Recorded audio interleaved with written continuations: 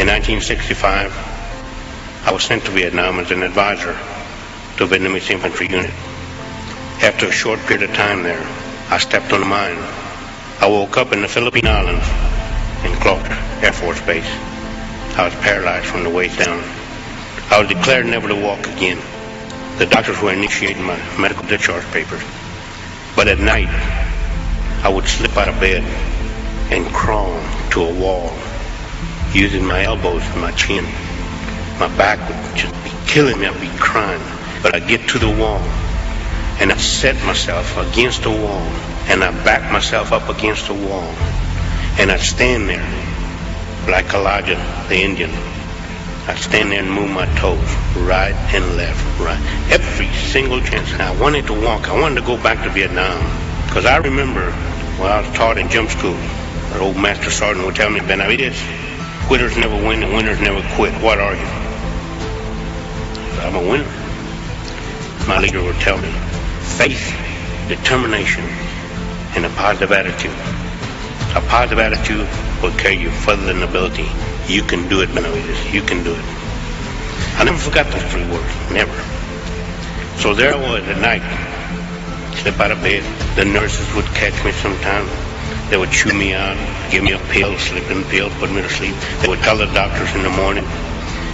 I was determined to walk. 9 months later, here comes my medical discharge paper.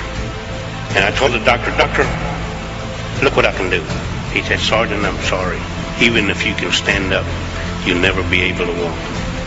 I jumped out of bed and I stood up right before him. My back was hurting, aching. I was crying. And I moved just a little bit.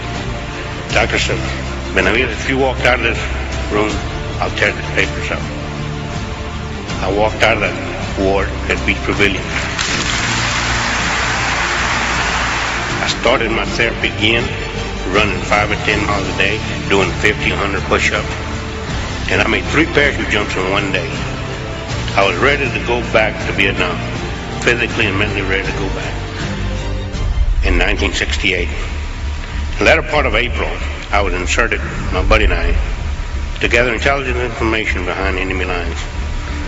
After 2 days on the ground, my buddy was shot through the eye, the back, and the legs. Our mission was completed, but I didn't want to leave my buddy behind. I called in for an extraction helicopter to come and get us out. They came in with the McGuire rig. McGuire rig is nothing but a piece of rope, nylon rope, to hook.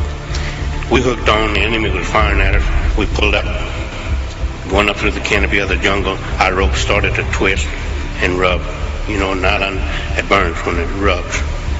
As we cleared the canopy, our ropes were completely twisted and rubbing. And there was a non-commissioned officer that looked out of the helicopter. He was riding as a safety man.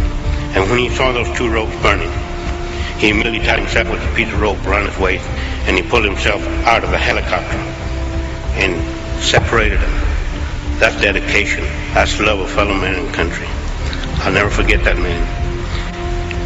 And the enemy was still firing at us, but they never shot us. We landed in a safe spot. My buddy was taken to the hospital shortly thereafter he expired. I was in another staging area waiting for our next assignment when I heard on the radio something like a popcorn machine. Then I heard a voice, get us out of here, get us out of here, come in and get us out quick, ASAP. I asked the radio operator, who are those? He said, I don't know. They haven't gave us any call sign. And I saw some helicopter pilots run to the flight line, scrambling. I ran right behind them. We saw a helicopter coming in to land and had a door gunner slumped over his weapon. When the helicopter landed, I unstrapped the door gunner, Michael Craig, 19 years old. We just celebrated his 19th birthday in March. I cradled him in my arms, and his last words were, my God, my mother and father. I asked the pilot, who are the people on the ground? He said, hey, this that black NCO, that non-commissioned officer saved your life the other day, remember? I said, Leroy Wright. It was an instant reaction. I saw a bag of medical supplies, picked it up, went over to my helicopter, got on the helicopter. We got on with the forward air controller, the guy that's in. He said, you can't go in there, you can't go in. It's too hot. Little did I know that I was going to spend 6 hours in hell.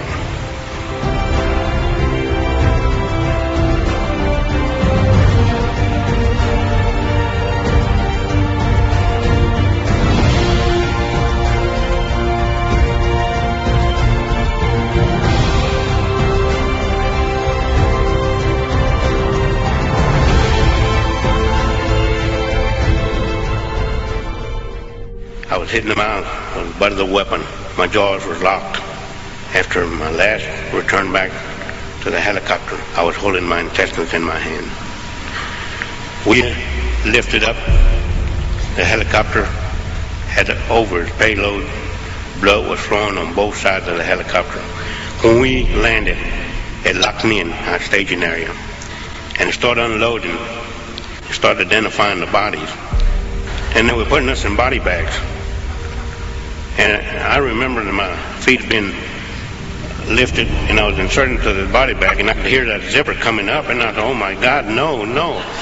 My eyes were shut because I had blood all over my face, my eyes, and the blood had dried up in my eyelids. And I couldn't talk because my jaws were locked and I could hear that zipper coming up. And one of my buddies was doing the Mexican head dance and he was yelling at the doctor, that's Roy Benavides. The doctor said, sorry. There's nothing I can do for him. Oh my God, that zipper just coming up. I was trying to wiggle in my own blood. And finally, I'll find out later, Jerry Cunningham made that doctor at least to feel my heartbeat. When I felt that hand on my chest, I made the luckiest shot I ever made in my life. I spit in the doctor's face.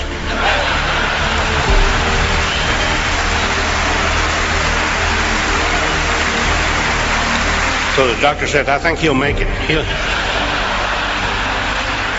So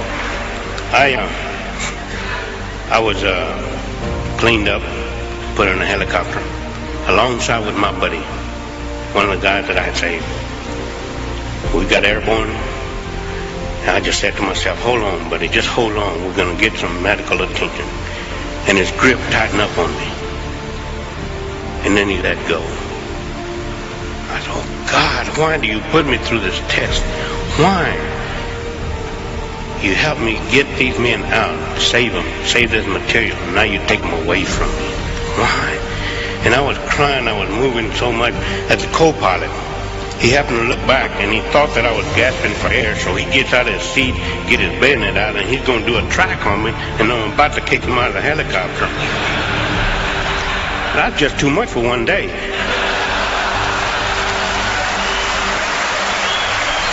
We landed in the hospital at Long Bend. I was wheeled to the operating room. And as I was being lifted to my operating table, I saw this nurse on her hands and knees crying, yelling, asking God, why do you do this to these men? Why? Just crying. A lot of people call me a hero. I appreciate the title. But the real heroes are the ones that gave their life for this country. Above all, the heroes are the ones that are laying in those hospitals, disabled for life in those hospital beds. But the real heroes are the future leaders of our country, these students that are staying in school and learning to say no to drugs. Those are our real heroes.